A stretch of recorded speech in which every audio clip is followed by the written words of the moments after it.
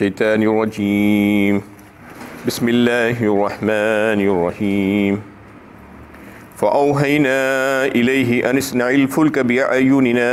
ووحينا فإذا جاء أمرنا وفارت التنور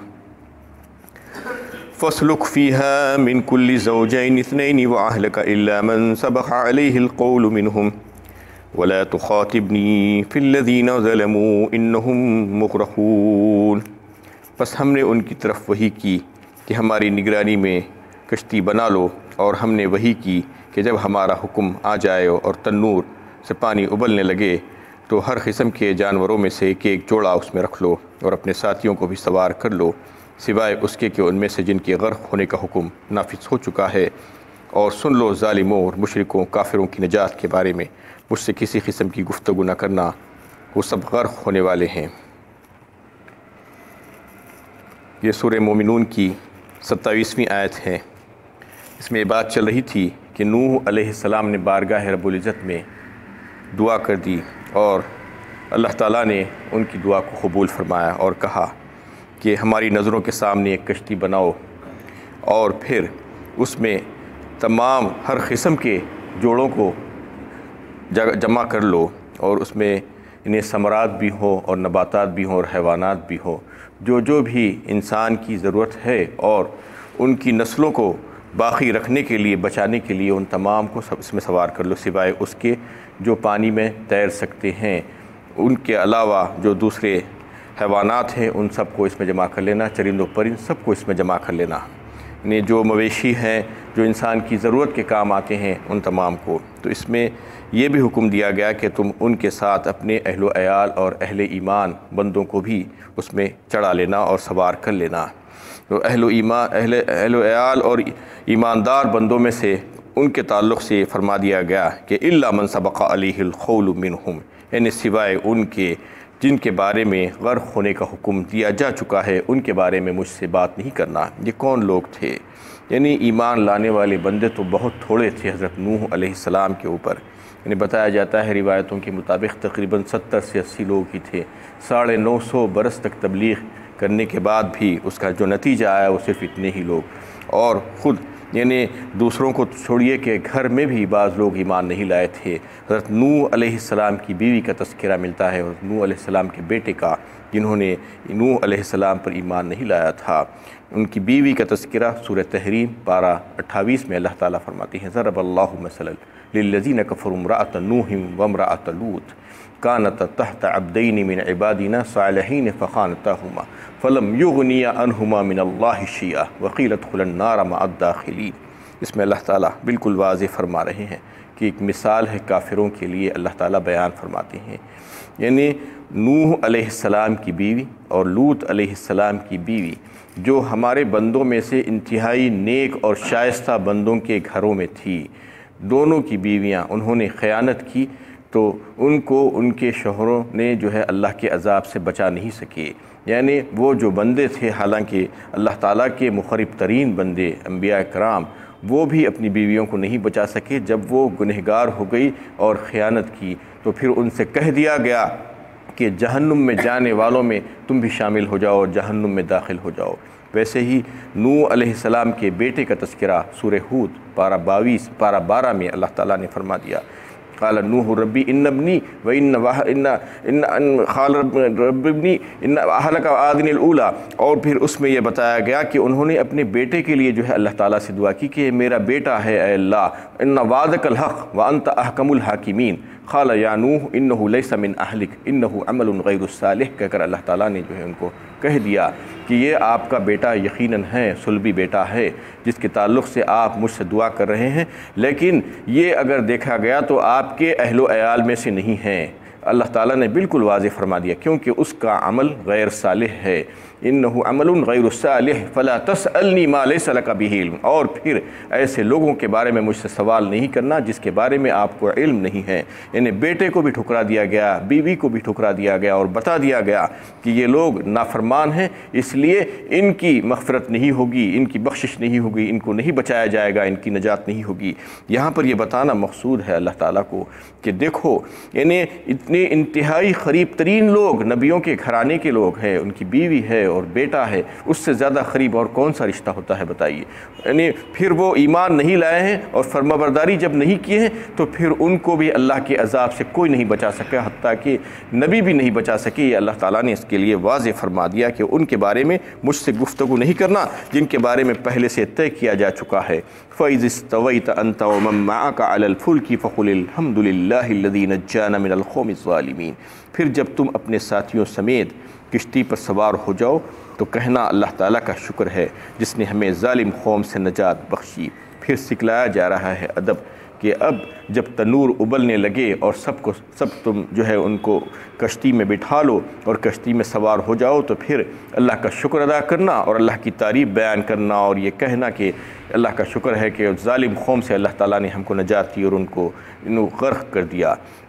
وَقُلْ رَبِّ أَنزِلْنِي مُنزَلًا مُبَارَكًا وَأَنْتَ خَيْرُ الْمُنزِلِينَ، اور یہ دعا کرتے رہیے اے میرے پروردگار ہمیں زمین پر برکتوں کے ساتھ اتاریے اور آپ بہترین اتارنے والے ہیں۔ اور پھر یہ بھی دعا کرنا، یہ دعا سکھلائی گئی ہے کہ اللہ تعالیٰ سے دعا کرنا کہ اس زمین پر جو اتاریے آپ ہمیں نجات دیجئے اور ایسی جگہ ہم کو عافیت کے ساتھ اتار دیجئے اور برکتوں کی جگہ اتار دیجئے، آپ سب سے بہترین اتارنے والے ہیں۔ اس کے ساتھ اللہ کے نبی صلی اللہ علیہ وسلم نے جو دعا سکھلائی تھی سواری کی دعا، اس کو بھی کرنے کی ترغیب دی گئی ہے کہ اللہ اکبر اللہ اکبر اللہ اکبر سبحان الذی سخر لنا ھذا وما كنا له مقرنین وانا الی ربنا لمنقلبون۔ اس میں بھی یہ بات جو ہے بڑے اہتمام کے ساتھ بتائی گئی ہے سواری کی دعا میں کہ اللہ سے یہ دعا کرنا کہ پاک ہے آپ کی ذات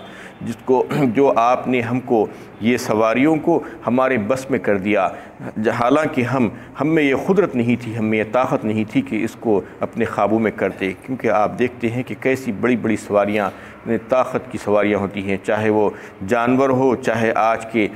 کار ہو یا اور کوئی دوسرے سواریاں ہو، کتنی طاقت اس میں ہوتی ہے، اس کو ایک انسان کے بس میں اللہ تعالیٰ ہی کر سکتے ہیں، تو چاہے کوئی سواری پر بیٹھیں آپ کو یہ دعائیں کرنا چاہیے۔ یہ دعائیں بڑی مسنون ہیں، اس میں اللہ تعالیٰ سے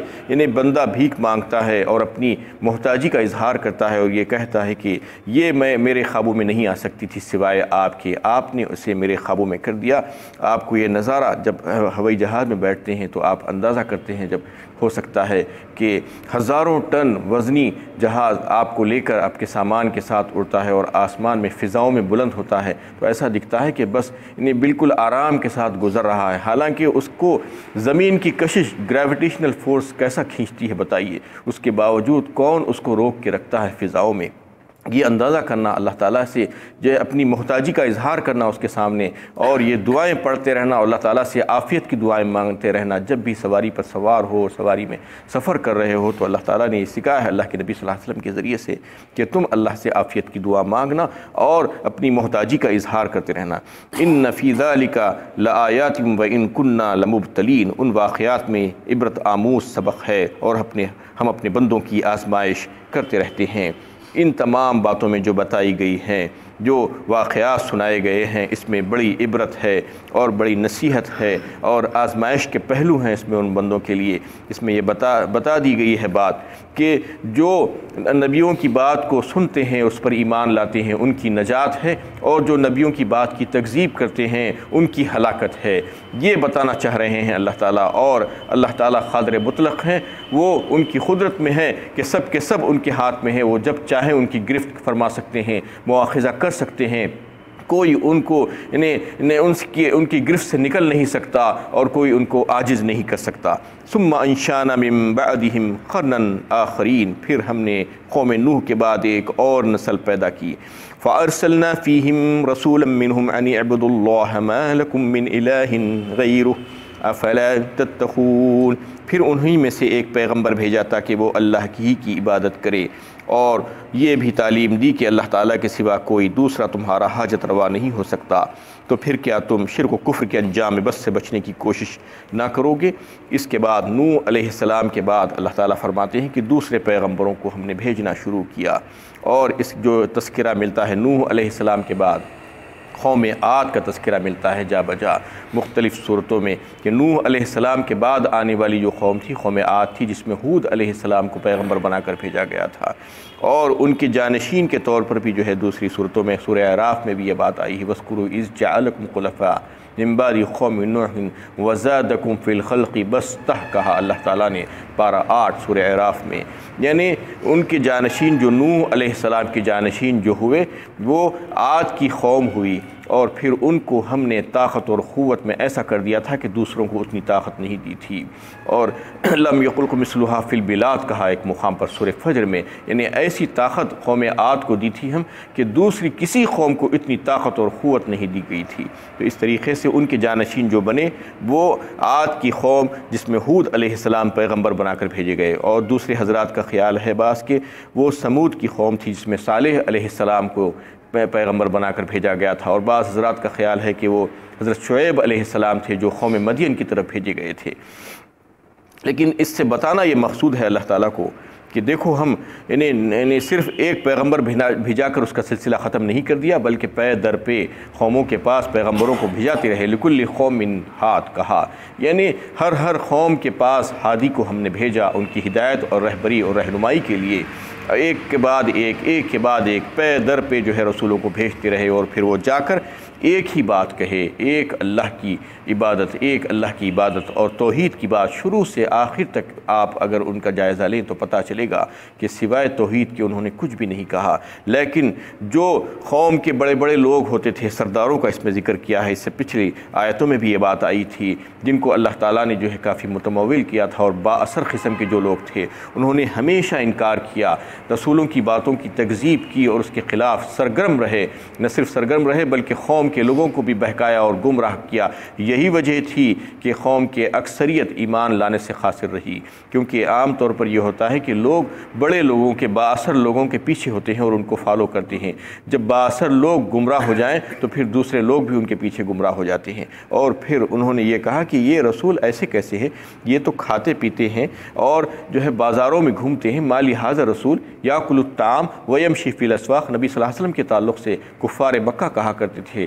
سورہ فرقان پارہ 19 میں پارہ 18 میں یہ بات آئی ہے کہ وہ یہ کہتے تھے کہ یہ کیسا رسول ہے، یہ تو کھاتا پیتا ہے ہم جیسا بشر ہے، اور پھر بازاروں میں گھومتا پھرتا ہے۔ گویا کہ نبی بازاروں میں گھومنا پھرنا نہیں ان کے حساب سے، اور کھانا پینا نہیں چاہیے بلکہ کوئی اور دوسری مخلوق ہونا چاہیے تھے، یہ ان کے دل و دماغ میں یہ بات تھی۔ یعنی ہمیشہ سے شروع سے یہ گمراہ لوگوں کا یہ عقیدہ رہا ہے، باطل عقیدہ رہا ہے کہ کوئی بشر نبی نہیں ہو سکتا، کوئی نبی بشر نہیں ہو سکتا، جبکہ اللہ تعالیٰ نے اس کی تردید فرمائی ہے بار بار ان کے باطل عقیدے کی۔ یہ جاہلانہ جو تصور وہ لوگوں کے دل و دماغ میں تھا اس کی نفی فرمائی ہے اللہ تعالیٰ نے کہ ایسا نہیں ہو سکتا۔ قل انما انا بشر مثلکم یوحی الی انما الہکم الہ واحد کہا، سورہ کہف پارہ 16 کے جو ہے آخری آیت میں یہ بات بتائی گئی ہے، کہہ دیجئے اے نبی صلی اللہ علیہ وسلم آپ لوگوں سے کہ اس کے سوا کچھ نہیں، کہ میں بشر ہوں، میں انسان ہوں تم جیسا۔ یعنی اگر بشریت کے تقاضوں کے اعتبار سے اگر مجھے دیکھا جائے تو میں بھی انسان ہی ہوں، میرے پاس بھی وہی بشری تقاضے ہیں، لیکن مجھ میں اور تم میں فرق کیا ہے؟ اللہ تعالیٰ اس میں جو ہے بیان فرمائے کہ دیکھو نبی اور غیر نبی جو ہوتے ہیں ان کو جو ہے تم بشر ہے کہہ کر یہ مت کہہ دو کہ ہمارے جیسے برابر ہیں، بلکہ جو ہے ان کو جو رسالت اور وہی ان کے اوپر جو آتی ہے وہی ان کو ممتاز کرتی ہے، وہی جو ہے ان کا فضل اور شرف ہے دوسرے انسانوں کے مقابلے میں، یعنی انتہائی افضل ہو جاتے ہیں وہ وہی کی وجہ سے اور رسالت کی وجہ سے، اور دوسرے لوگوں کے بارے میں بدلے میں ان کے بارے میں جو ہے یعنی انتہائی اعلیٰ و عرفہ بن جاتے ہیں اگر آپ دوسروں سے ان کو جو ہے کمپیئر کر کے دیکھیں تو اس وجہ سے جو ہے ان میں وہ امتیاز ہوتا ہے۔ یہ بشریت کے منکرین جو تھے نبی کے بشر ہونے کے، تو ان کے دماغوں میں ہمیشہ سے یہ مغالطہ رہتا تھا، یہ دماغ میں یہ بات چلتی رہتی تھی کہ یہ انسان نبی کیسے ہو سکتا ہے۔ وقال الملأ من قومه الذين كفروا وكذبوا بلقاء الآخرة وأترفناهم في الحياة الدنيا ما هذا إلا بشر مثلكم يأكل مما تأكلون منه ويشرب مما تشربون وَلَئِنْ أَطَعْتُمْ بَشَرٌ مِثْلَكُمْ إِنَّكُمْ إِذًا لَخَاسِرُونَ۔ ان کی قوم کے کافر سرداروں نے جو آخرت کی زندگی کو چھٹلا چکے تھے اور جنہیں ہم نے دنیا میں خوشحال زندگی دے رکھی تھی، کہا یہ تو تمہارے طرح کا ایک انسان ہے، جو کچھ تم کھاتے ہو وہی یہ کھاتا ہے اور جو کچھ تم پیتے ہو وہی یہ پیتا ہے۔ اگر تم نے اپنے ہی جیسے انسان کا کہا مان لیا تو تم گھاٹے میں رہنے والے ہو جاؤ گے۔ اس میں انہوں نے اپنی قوم سے کہا کہ دیکھو یہ تمہارے جیسا انسان ہے، اگر تم اس کی فضیلت کو تسلیم کر لو گے تو اس میں ایسی کون سی فضیلت ہے دوسرے انسانوں کے مقابلے میں؟ یہ سمجھ میں نہیں آ رہی تھی لوگوں کو۔ یہ اس وجہ سے ہو رہا تھا کہ عقیدہ ایمان ان کے پاس ختم ہو چکا تھا، اور اللہ تعالیٰ نے ان کو جو دنیا کے سامان کی فراوانی جو ہے عطا کر دی تھی، تو اس کی وجہ سے ان کا دماغ خراب ہو گیا تھا۔ اور یہی ہوتا آیا شروع سے کہ جب اللہ تعالیٰ با اثر کر دیتے ہیں، مال و دولت سے نوازتے ہیں، تو دماغ میں فطور آ جاتا ہے اور حق بات سمجھ میں نہیں آتی۔ یہی وجہ تھی کہ وہ خود گمراہ اور دوسرے لوگوں کو بھی گمراہ کرنے کی کوشش کرتی، اور یعنی فضول قسم کی باتیں کر کے، دیکھو یہ تو انسان ہے، یہ تو کھاتا پیتا ہے، یہ تو بازاروں میں گھومتا پھرتا ہے، یہ تمہارے جیسا انسان، اس کو ہمارے اوپر فضیلت ایسے کیسے ہو سکتی ہے؟ اس کو اگر تم تسلیم کر لو گے اس کی فضیلت کو، تو پھر تم تو خسارہ اٹھانے والوں میں سے، نقصان اٹھانے والوں میں سے ہو جاؤ گے، تم کو یہ بیوقوف بنا دے گا۔ یہ کہہ کر وہ لوگوں کو گمراہ کرنے کی کوشش کرتے تھے، لیکن اللہ تعالیٰ اس کی نفی کر رہے ہیں کہ ایک انسان کی ہدایت کے لیے انسان ہی آ سکتا ہے۔ وَلَئِنْ أَطَعْتُمْ بَشَرٌ مِثْلَكُمْ إِنَّكُمْ إِذًا لَخَاسِرُونَ۔ شروع سے انہوں نے یہی بات کہی کہ ایک انسان نبی نہیں ہو سکتا، ایک نبی ایک انسان نہیں ہو سکتا۔ اس طریقے کے یہ باطل عقیدوں کی قرآن مختلف مقامات پر جو ہے تردید کی ہے۔ وآخر دعوانا الحمد للہ رب العالمین۔